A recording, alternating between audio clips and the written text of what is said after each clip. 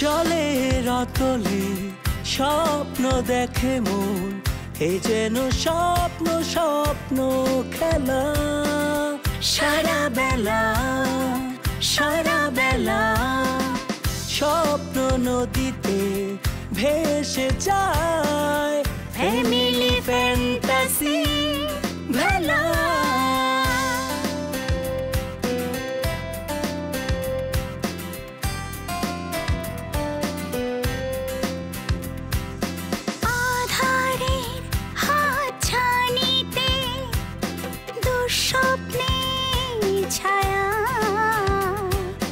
থমকে যায় সময় ঘড়ি, জানি শুধু তুমি ফিরবে বাড়ি।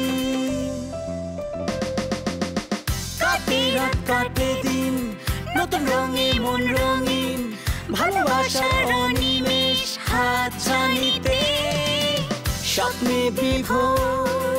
Family fantasy, family fantasy, family fantasy.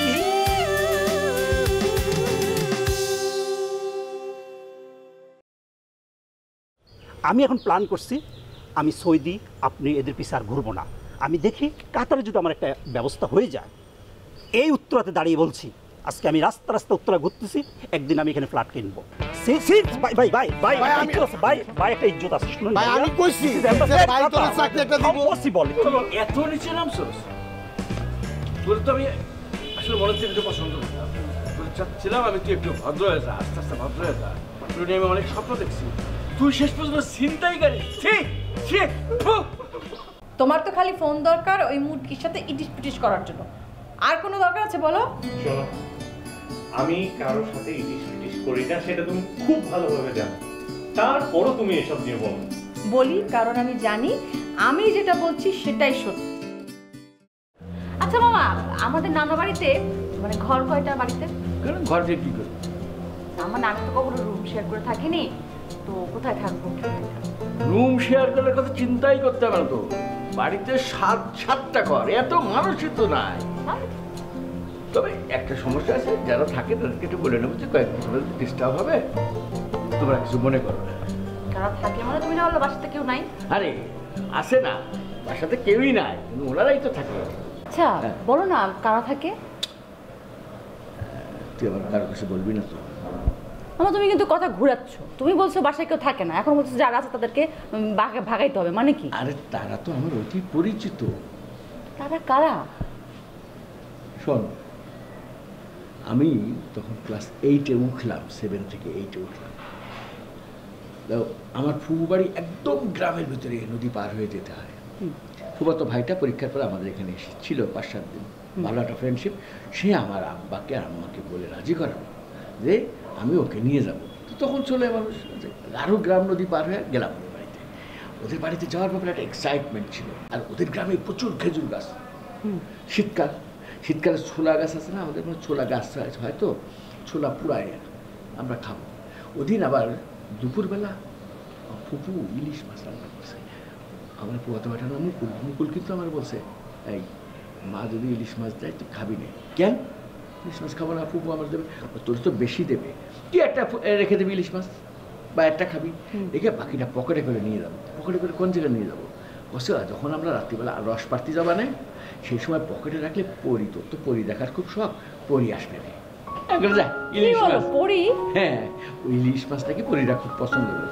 তারপরে মনের মধ্যে একটু ইয়ে আছে না, আমি করছি কি, ফুপু আমার ইলিশ মাছ দেয়, আমি আস্তে করে মুগুলির কাছে পাস করে দিই, দেয় পাস করি, এরকম করে ফুপু আমার চাইটে দিয়েছে। ফুপু মনে করেছে কি আমার খুব মজা লাগতেছে, ভাইয়ের ছেলে চাইটে দিচ্ছে, আমি খাইনি। পরে ওইটা সন্ধ্যার পরে আমরা কি করেছি, বেরোয় চুলা টুলা পুড়ায় টুড়ায় খাতি খাতি এবার রস খাতি যাবো সন্ন্যাসীর মাঠ করে একটা। ওখানে একটা সন্ন্যাসী থাকতো, আর ওই পাশে ওই হিন্দুদের মরা পুড়োয় না, ওই জায়গায় ছিল সন্ন্যাসী শ্মশান ঘাট, মানে ওই মাঠটা বিরাট বড়। তো ওই রাত্রিবেলা সবাই কেউ আর ওই দিক দিয়ে যায়ও না, হাটে যায় না। আমরা সন্ধ্যার পরে খাতি যাচ্ছি, তো মনে করছে এই যে খেজুর গাছ খুব মেলা, তো আমার খাতি ইচ্ছা করছে রস। তাই মুকুলটা বললাম, মুকুল একটু রস খাওয়া যাবে না?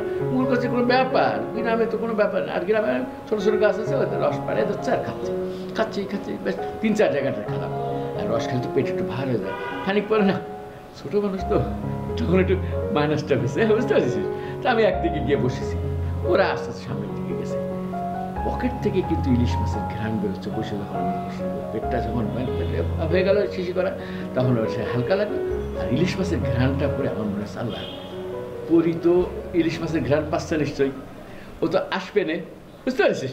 তা আমি বসার থেকে হঠাৎ তাকায় দেখি আমার সামনে একটা বিরাট বড় 30-40 হাত লম্বা একটা পরি কি সুন্দর করে আমাদের টাকা হাসতেছে, কি যে সুন্দর লাগতেছে। আমি বললাম যাক, সারা জীবনে আমি একটা পরি দেখতে চাইছি, এই পরিটার সাথে আমি একটা প্রেম প্রীতি ভালোবাসা হবে, মানে এরকম করে আমি তাকায় দিচ্ছি অনেকক্ষণ পরে। পরে আবার আস্তে আস্তে বললাম কি পকেটে ইলিশ মাছ, তোমার জন্য গেলাম ইলিশ মাছ নিয়ে আসছি আমি। হ্যাঁ, ইলিশ মাছ আর ভাবলাম, ও হাসতেছে ইলিশ মাছ দেখে। যাক, তাহলে আমার পছন্দ হয়েছে। কিন্তু ইলিশ মাছ নেও, তোমার জন্য আনিস তো 4টা আনিস, 2টো তুমি খাও, 2টো আমি খাবার। ও নেয় না, আমার মনটা খারাপ হলো। তাহলে কি অনেকক্ষণ আগের ইলিশ মাছ, সেই জন্য এরকম হচ্ছে। আবার এই পকেটে 2টো ছিল, ওটা বাইর করেছি, নাও ধরো, তাও নেই না, মনটা খারাপ হয়ে গেল। ইলিশ মাছ গন্ধ হয়ে গেছে, এরকম হতে পারে না? এমন একটা কামড় দিয়ে দেখলাম না, টেস্ট তো ঠিকই আছে, তাহলে নাচছে না কেন? মনটা খারাপ করে দিয়েছি। হঠাৎ মনে হলো না ইলিশ মাছ নিতে হাত বাড়াইলো না, তাহলে কি ভূত না পেতনি? পরি তো না, পরি হলে তো সে আমার থেকে হাসলো, পছন্দ করলে তো নেবে, ইলিশ মাছ খাবে। পেট পায়ের দিকে আস্তে আস্তে বসে এরকম বসে রয়েছে। হ্যাঁ, পায়ের দিকে তাকাইছে, দেখি এক পা। মনটা খুব খারাপ হয়ে গেল। সাদা পরি দিকে 2টো পা, পেট নিয়ে এক পা। মিরাজ এত খারাপ হয়ে গেল যে এত জীবন, সারা জীবন আশা করে একটা পরি দেখবো, এক পা সালার পেট নিয়েছে। আমি বলছি মাটির মধ্যে তো, মাটির ঢালা আছে, এরকম করে বাঁধা ওর পায়ে। পরির গায়ে মারলা? হ্যাঁ, পরি না তো, সে পেট নিয়ে। আমার মিরাজ খারাপ হয়ে গেছে না, ইলিশ মাছ নিয়ে আসি, পরি দেখবো, আর একটা মাটির ডলা ওর মারলাম আমার পায়ের। ধুম করে উঠলো, পরে মাটি গুঁড়ো হয়ে গেল। এরকম হয়েছে। তারপর উঠেছে, যা যা করিয়া যায় না, মিরাজ খারাপ হচ্ছে। এরকম হাঁটে হেঁটে 2টো ইট গেছি, মারবো আস্তে আস্তে আস্তে আস্তে ওর কাছে গেছি, একদম এই মনে করি 2-3 হাতের মধ্যেই। হঠাৎ করে দেখি তখন কিন্তু ওর দিক টাকায় দেখে হাসছিস, তারপরে চালার পেতনি। তখন থেকে চেয়ারটা কিরম বিকট বিকট লাগতেছে। ও তাহলে চলে একের বেশি আগে সুন্দর লাগছিল, এখন ওরম না। কাছে কাছে গিয়ে দেখি ও মা, একদম 2 হাত ধরে মনে করি ঘুষো মারবো, প্রথমে আপনার ঘুষো মারবো। সেখান থেকে খেজুর গাছে এরকম কাটা কাটা কাটা কাটা থাকে না, খেজুর গাছের কাটা কাটা আস্তে আস্তে উপরে দিক তাকাচ্ছে। টাকা দেখি পাতাগুলো চুলের মতো যেটা উঠছিল, খেজুর গাছ, মরা খেজুর গাছের পাতা উঠতেছে। আর ওই মনে করেন যে চাঁদের আলো পড়েছে, ওই চুলির মতো লাগতেছে। আর আমার দিকে তাকায় টাকায় হাসতেছে মনে করছিলাম। পরে দেখবো যে ওই জায়গায় মরা জায়গাটা, স্যার এই করে আমি সেন্সলেস, মানে ওইখানে অজ্ঞান হয়ে গেছি। পরে ওরা আমার জাতির না দেখে পরে পিছন দিয়ে এসে মুকুট টুকুলো আমার পানি দিয়ে, পানি তো পাইনি কিন্তু খেজুরের রস টস মুখে টুকে দিয়ে এরকম করেছি। এরপরে তো ওকে সাথে আমার বন্ধুত্ব হয়ে গেল। আমি বললাম যে তোমরা এখানে থাকো কেন, মাঠে ঘাটে শীত লাগে না? তখন কি করবো, আমাকে তো বাড়ি ঘর নেই, সবাই তো জমি জায়গা নিয়ে নিজেরা বাড়ি ঘর করে। তাহলে তুমি এক কাজ করো, আমাদের এখানে থাকবা, আমার বুর বাড়ি আছে, মেলা বাড়ি। এই তো তখন আমি ওই তো তোকের বাড়িতে এসে থাকতে দিচ্ছি, ওরা কোনো ডিস্টার্ব করেনি। হ্যাঁ মামার, তোমার কি মাথা ঠিক আছে? তুমি জিন পরিদেরকে আমাদের বাড়িতে কেন ঢুকাইছো, মানে নানার বাড়িতে কেন ঢুকাইছো? ওরে মা, ওরা যে কি ভালো, ওরা যে আমরা যে পরিমাণ ভক্তি শ্রদ্ধা করে, এই যে বাড়িতে চলে আসে না, কোনো সমস্যা নেই। সব বাড়ি ঘর দেখে দেখে মানে মানুষজন এটা চুরি করে না, আমাদের বাড়িতে চোরও ঢোকে না, জানো যে ওরে বাবা পরি আছে ডাকবে না, এইরকম করে মনে করে যে আমাদের বাড়িতে থাকে। আর আমি যখন বাড়িতে থাকি তখন আমার ঘরে থেকে আমার পিছনে খাটে শুয়ে থাকে, তাতে কোনো সমস্যা হয় না। তো আমি দেখি বলে মনে করো, অন্য মানুষ দেখে না, অন্য মানুষ দেখলে মনে করে হ্যাঁ বুদ্ধির ভয় আছে এই সেই। মামা, আমাদের গ্রামের বাড়ি যাওয়া ক্যান্সেল। তুমি আমাদের আগে বলবো না যে নানুর বাড়িতে জিন পরি আছে?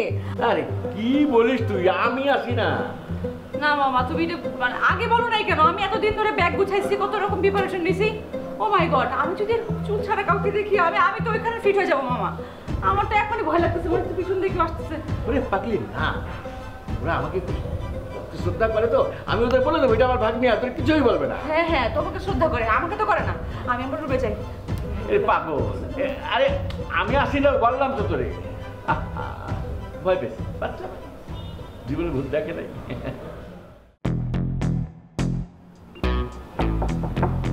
আপু, আপু ঘুমাই গেছো? আয় আপু,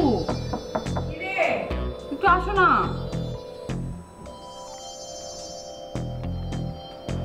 আয় আপু।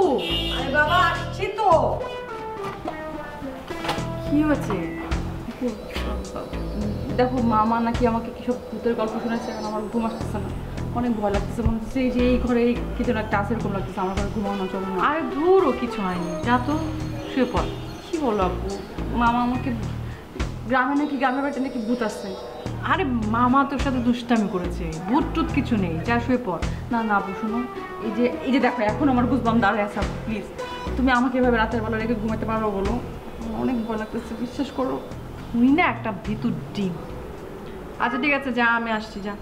না আমি একা ঘরে যেতে পারবো না, আমার ঘরটা কেমন খাই খাই করতেছে, তুমি আমার সাথে আসো। কি যে ভিতু না তুই! তোর ঘরে এক্সট্রা বালিশ আছে? তোমারটা নিয়ে আসো আমার কাছে। দাঁড়া, তাড়াতাড়ি এসো।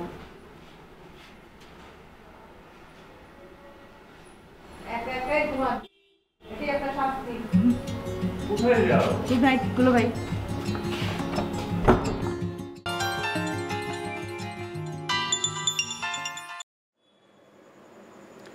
হ্যালো। হ্যালো, কি করো? আর কি করব, ছাদে বসে বসে গান শুনি। তুমি কি করছো? আমি আর কি করব, টিভি দেখলাম কিছুক্ষণ, এখন একটু ফেসবুকিং। তা কি গান শুনছিলে শুনি? রোমান্টিক কিছু নাকি? জি না, আমার মনে এত আনন্দ নেই। তোমার মনে তো অনেক আনন্দ, রোমান্টিক গান শোনো। আর আমি হারানো দিনের গান শুনি, পুরনো গান। আগেকার গানগুলো কত ভালো হতো, তাই না? আসলেই তাই। কি সুন্দর লিরিক্স, সুর, গায়কী সব মিলিয়ে না একদম মনটা ছুঁয়ে যেত। এখনকার গানগুলোর সাথে কেমন যেন কমিউনিকেট করতে পারি না। আবার এটাই রিয়েলিটি, মানে সময়ের চাহিদা। এখনকার জেনারেশনের টেস্ট লেভেলটাও না চেঞ্জ হয়ে গেছে কেমন যেন। ওরা তো একদম বুধ হয়ে এই গানগুলোই শুনছে, নিশ্চয়ই ওদের ভালো লাগছে, তাই তাই না? আচ্ছা, আমরা কি বুড়ো হয়ে যাচ্ছি নাকি বলো তো? তো কি তোমার নিজেকে কি এখনো 20-25 বছরের ছুকরি মনে হচ্ছে নাকি? না, তা কেন হবে, তবে অতটা বুড়ো নিশ্চয় হয়নি। বাহ বাহ বাহ, তা ভাবা ভালো, মানে নিজেকে ইয়াং ভাবা ভালো, মানে এতে করে না বেশি দিন সুস্থভাবে বাঁচা যায়। অবশ্যই, এখনই কেন নিজেকে বুড়ো ভাববো বলো? এই জীবনে কত কিছু দেখার, কত কিছু জানার বাকি রয়ে গেছে না? মৌ, তুমি কিন্তু খুব দুষ্টুমি শিখে গেছো। হ্যাঁ, আমি দুষ্টু না তুমি দুষ্টু? তুমি তুমি। আচ্ছা আচ্ছা আচ্ছা, হয়েছে। বলো না, ঘুমোবে কখন? বাবা ঘুমিয়েছেন? বাবা ঘুমিয়েছে, এই তো একটু পরে শোবো।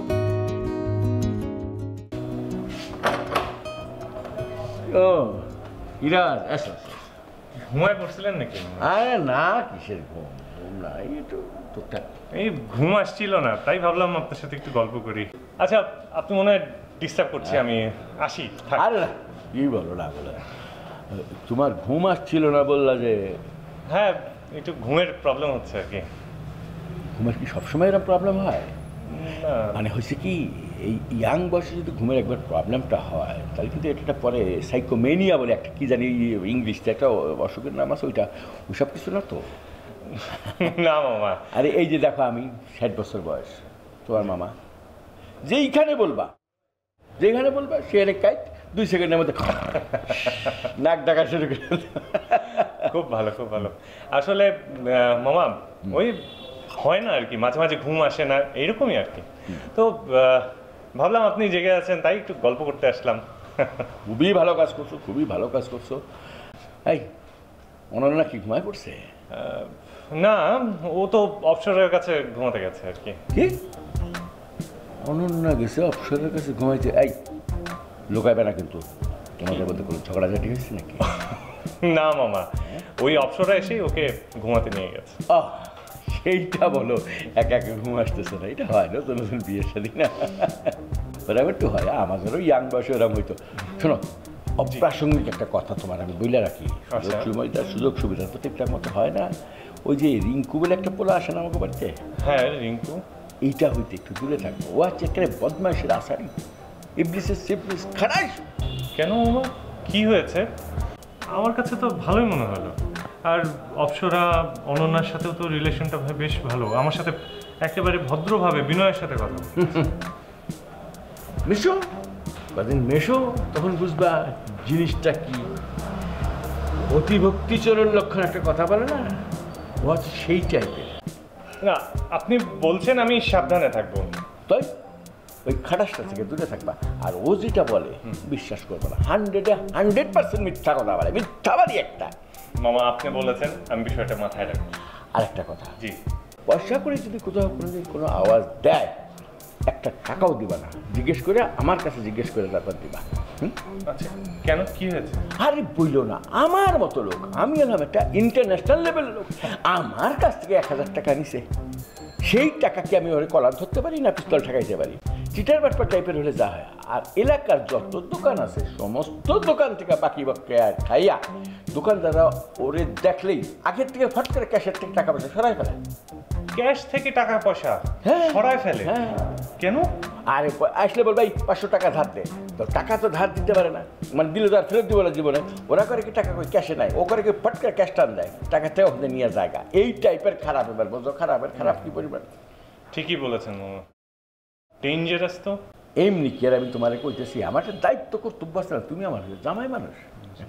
আচ্ছা মামা, অনন্যা অপ্সরা ওরা বিষয়টা জানে? হ্যাঁ শোনো, ওরা দুজনই জানে, কিন্তু তুমি জামাই মানুষ, তোমার কি ওরা বলবো? আমি মামা হিসেবে একটা দায়িত্ব কর্তব্য আছে না, সেই দায়িত্ব কর্তব্য নিজের ঘাড়ে নিয়ে আর তোমার দায়িত্ব করে জানাইলাম। না না, সেটা তো ঠিক আছে মামা, অবশ্যই আপনি বলেছেন, আমি খুবই সাবধানে থাকবো। কি বড় একটা ক্ষতি হয়ে যেতে পারতো। কাল থেকে আমি ওর থেকে দূরে থাকবো। হ্যাঁ, এই জন্যই তো তোমার সাবধান করে রাখলাম, এটা ফরজ সাবধান করানোটা। ঠিক আছে মামা, আপনি ঘুমান, আমি আসি, রাত হলো। হ্যাঁ, তাড়াতাড়ি ঘুমায় পড়ো, বেশি রাত যাইগো না, রাত যাইগো শরীর খারাপ হয়। Good night.